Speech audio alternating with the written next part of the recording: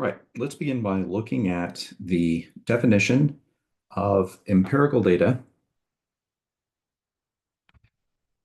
versus theoretical probability. So this is going to be an example of relative frequency, which is what we get from empirical data, versus theoretical probability, which is going to come from our constitutive equations and formulas.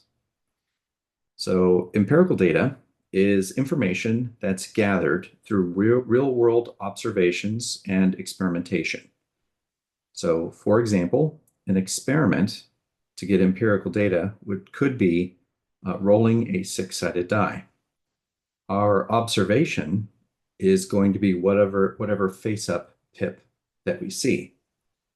So our random variable x is going to be the faces of a six-sided die. So we could roll the dice where there's 1 pip, 2 pips, 3 pips, and so on. And so if we take that die and we set up a frequency table, then we can see that this first column is our random variable outcomes. And here, the next column over is we have frequency. Now, this column labeled F48, this is the frequency of 48 rolls of the die. So if we took this die and we rolled it 48 times, then in this example, we got a 1 12 times, a 2 6 times, a 3 8 times, a 4 5 times, a 5 8 times, and a 6 9 times. And for each of these frequencies out of 48, we can calculate the relative frequency of each one of these outcomes. So the relative frequency of rolling a 1 was 0.25 or 25%.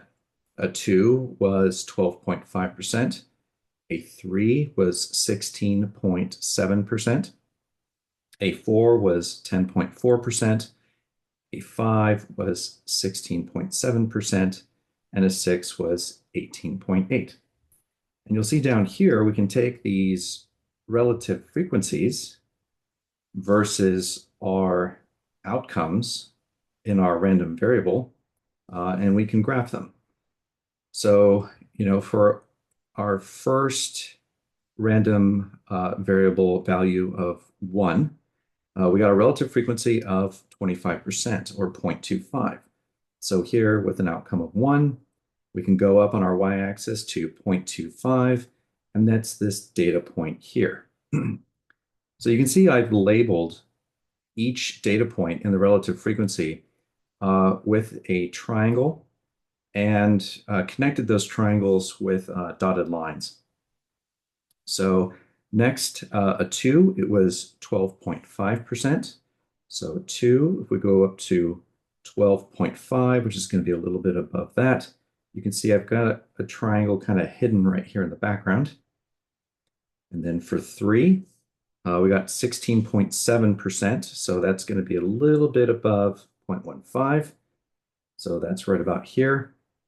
And then I did the same thing with 4, which was pretty low at 10.4%. So that's here. 5 was about 16.7, which is right about there. And a 6 came out to 18.8%. So that's a little under 0.2. And you can see the triangle kind of peeking up right above. So as a guide for your eye, I kind of connected these triangles with dotted lines. So this is kind of like a graph of relative frequency of an experiment of rolling a six-sided die 48 times.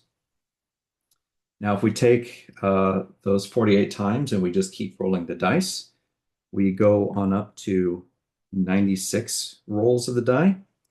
Then this is the frequency that we end up with for each of our outcomes in our random variable.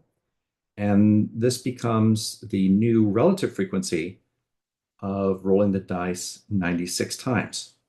And you can see down here on the graph, I've put as data points these diamonds to represent the relative frequency of rolling the dice 96 times. So you can see here's a diamond, here's a diamond, diamond, diamond. Diamond is kind of tucked in the back there, and diamond is right about here. And I've connected each of these data points for the relative frequency of 96 die rolls with dashed lines. So you can kind of see that connection right there. And if we continue to keep rolling the dice up to 480 times, okay, then we're going to get a frequency for each of the random variables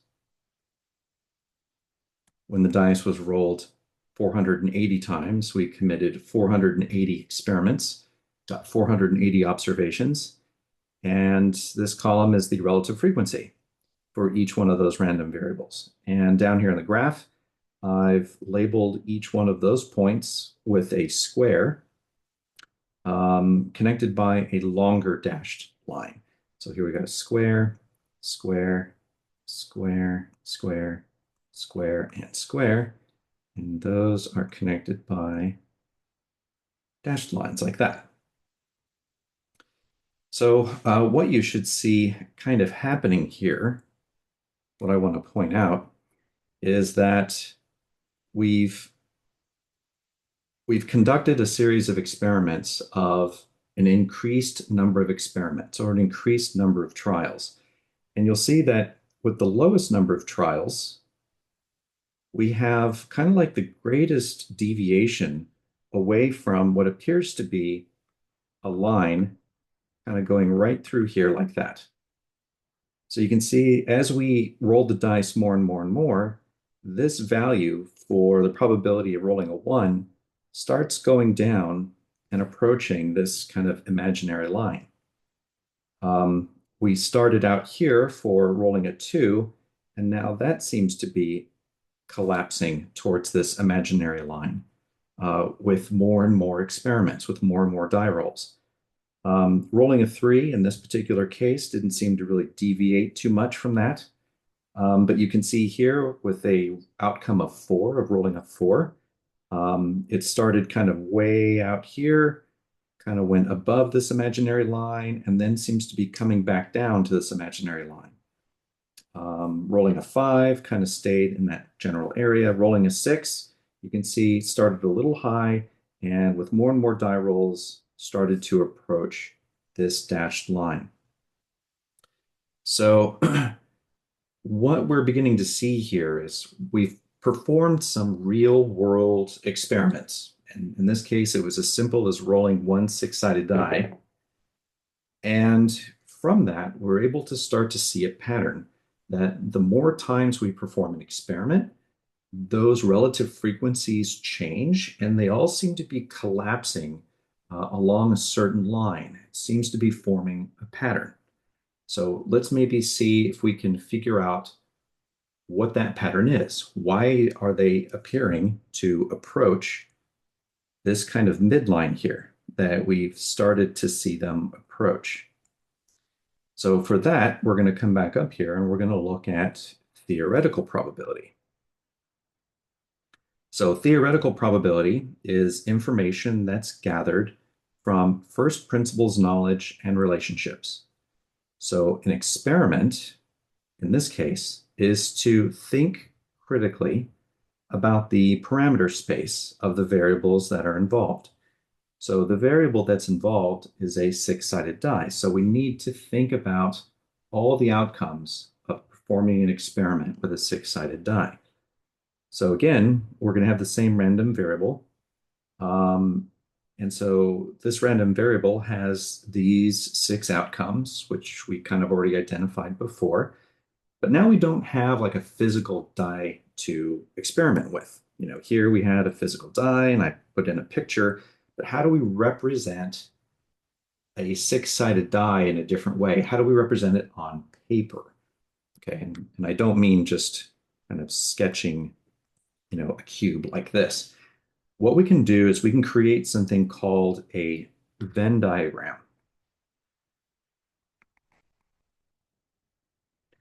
And with the Venn diagram, we have this outer rectangle labeled with an S, okay? And this refers to the sample space, and we'll talk about that some more. And inside this rectangle, which we call our sample space, is where we put all of the outcomes of our random variable. So all possible outcomes are included in our sample space. This is how we can represent a six-sided die theoretically. Now, to conduct an experiment, since in this case, theoretically, we don't have a physical die to work with, we have to work with equations and formulas. So this is the form that conducting an experiment takes when we're talking about theoretical probability, is we need to calculate the probability. We have to calculate the probability of each one of these outcomes. So what's the probability that the random variable is going to be equal to 1? Well, there's going to be one chance out of 6 total. And 1 divided by 6 is 16.6 6 repeating percent. What's the probability of the random variable being equal to 2? It's going to be 1 out of 6 again. And 1 divided by 6 comes out to 16.6 repeating percent. And we can go right on down the line, figuring out the probability of the random variable x being equal to 3. And again, it's 16.6%. 4, 16.6. 5, 16.6. 6, 16.6. So you can see when we calculate this theoretically, we can actually calculate very precisely what each of those probabilities should be. Now let's see where 16.6 is on our graph down below. So down here, probability of x, this is our percentage of 16.6 repeating percent. And you can see that right here, this is that imaginary line. And what I did was I went ahead and I graphed each of our probabilities for each of our elementary outcomes, and I represented each of those as a black dot here on this graph. So what you should be noticing here is that as the number of relative frequency experiments increased, okay, the closer we got to our theoretical probability. So what was happening randomly in real life, what was happening random in real life started to approach what we calculated theoretically. So empirical relative frequency approaches theoretical probability. And that's what I tried to show and represent here in this graph. So this naturally kind of brings up an idea called the law of large numbers. So in the law of large numbers, what it says is that as the number of trials in a probability experiment increases, the experimental relative frequency of an event, the empirical data, approaches the theoretical probability of an event. Or said in a different way, the difference between the experimental relative frequency of an event, minus the theoretical probability of an event should approach 0. So their differences should approach 0, where there shouldn't be any difference. The person that kind of posited this law of large numbers, his name was Karl Pearson. Karl Pearson once tossed a coin 24,000 times and recorded the results of each toss, obtaining 12,012 heads. And then that would be 12,012 heads. That would be 11,988 tails. So this is the results for his empirical data. And you can see he got a relative frequency of getting heads to be 50.05% and tails 49.95%. Now you turn around and you calculate the probability theoretically, and the probability of getting a heads theoretically is exactly 50%. And the probability of getting tails on a flipped coin is exactly 50%. So what you'll notice here is that after 24,000 die rolls, the relative frequency of getting heads is approaching our theoretical probability. And the probability of getting tails is approaching our theoretical probability. And to kind of bring this back again here, you can see that these numbers here, for a relative frequency of 48, some of these already randomly came out to 16.6 repeating percent. But some of the others were pretty wildly off, either high or low. But as we did more and more experiments, the relative frequency started to come down to 16.6%. Not exactly, but it was coming down. It came down from 25% down to 17.5. And that's kind of where you see the relative frequency data, which was really high, coming down to this 16.6%. And where it was really low, kind of bouncing up and coming back down, but still coming down to this theoretical probability at 16.6% repeating. Let me know if you have any questions.